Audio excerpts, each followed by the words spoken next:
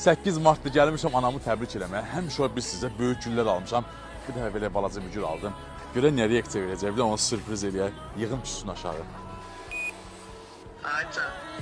Alo. Neyinisən mama? Heç nə evdəyəm, aşkına Bir düşürəm. dənə blokun ağzına düşə bilərsən? Düşərəm. Hə, davay, tezlə gözləyirəm. Davay. Gəl görək nə edəcək. Bayram Barışana. Sağ ol, mama qurban, sağ ol. Səni təbrik edirəm. Çox sağ ol. 8 Martın mübarək. Həmişə sənə böyük güllər almışam. Dedim bir dəfə də balaca gül alım da nə olacaq ki? Çox əsas mən diqqət ayırmağımdır. Çox sağ ol. Doğrudan Sənin deyirsən, varlığın hə? nərbəsi mama qurban. Sən Çox sağ ol. biləsən ki, Xoş qadın sözünün başlanğıcı məndə səndən başlayır ana. Amma bu son deyil. Gəl bura. Çox sağ ol Yum mama. gözlər ver. Gəl.